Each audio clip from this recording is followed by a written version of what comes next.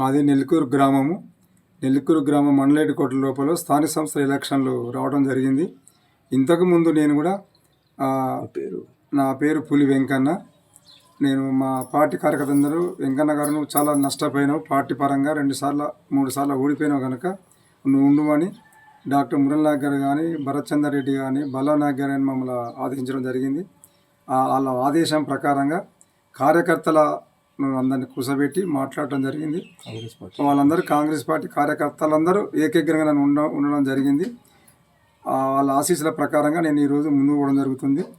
ఒకసారి సర్పంచ్గా వార్డు నెంబర్గా ఓడిపోయిన, ఒకసారి సర్పంచ్గా కూడా కాంగ్రెస్ పార్టీలో ప్రభుత్వం లేనప్పుడు ఉండేటోళ్ళు ఎవరు లేని రోజుల్లో పార్టీ పరువు కాపాడని దృష్టితో అప్పుడు ఉండడం జరిగింది.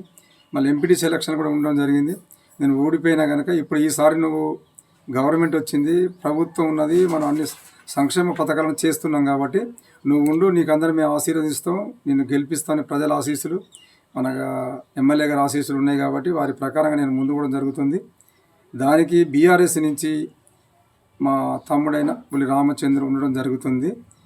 అతనికి ప్రజలు నువ్వు మీ అన్న 2 సార్లు 3 సార్లు ఓడిపోయిండు, నువ్వు ఒకసారి అతనికి సహకరించమని చెప్పి ప్రజలు చెప్పినా కానీ అతడు నా మీద పోటీతో ఉండడం జరుగుతుంది. సరే, ఉన్నందుకు ఆ ప్రజలే మంచి చెడు ఆలోచిస్తారు. నేను ఏ కష్టకాలం వచ్చినా, ఎవరు వచ్చినా, గ్రామం లోపల ఎవరైనా చనిపోతే ఒక 120 శవాలకు నేను ఇవాళ పోయి భజన చేయొచ్చు.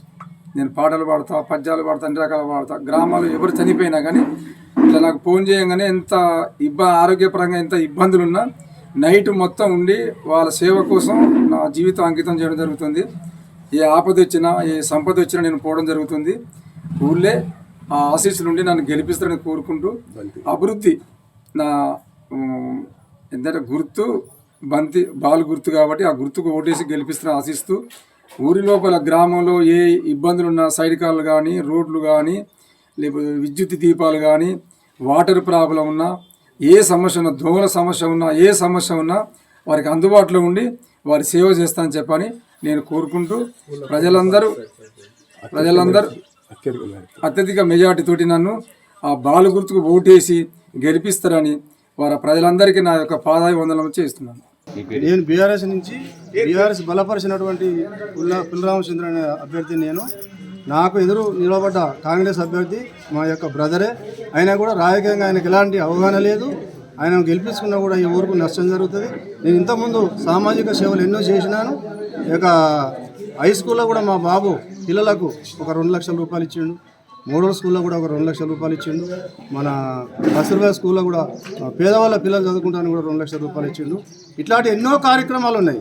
మేము ఈ యొక్క ఊరుకు సేవ చేస్తానికి వచ్చినా కానీ ఎవరితోటి మాకు 1 రూపాయి కూడా సంపాదించుకుంటానికి రాలేదు. నాకు ఎదురుగా నిలబడ్డ ఆ యొక్క అభ్యర్థికి రాజకీయంగా అనుభవం లేదు, అది అవగాహన లేదు. ఆయన పక్కకున్న వాళ్ళు తప్ప ఆయన నడిపేయాల్సింది తప్ప ఆయన సొంతంగా చేసే అటువంటి ఆలోచన లేకుంటుంది. కాబట్టి నెల్లికూరు ప్రజలు నన్ను భారీ మెజార్టీతోటి, బ్రహ్మాండమైన మెజార్టీతోటి గెలిపియండి. నేను ఇంకా భారీగా మీకు కష్టపడి మీకు ఎక్కువ రెస్టింపుగా సేవలు చేయడానికి సిద్ధంగా ఉన్నాను. మీ యొక్క నా యొక్క సేవలు మీరు ఉపయోగించుకోవాలని చెప్పి కోరుకుంటున్నాను. చరిత్ర సృష్టించినోడు ఇప్పుడు ఆ చరిత్రని తిరగరాయబోతున్నాడు. అబద్ధాల గోడల్ని బద్దలు కొట్టి నిజాలను రాగా మీ ముందుంచబోతున్నాడు. నిజమైన వార్తల కోసం వెంటనే డౌన్లోడ్ చేసుకోండి రా యాప్ని.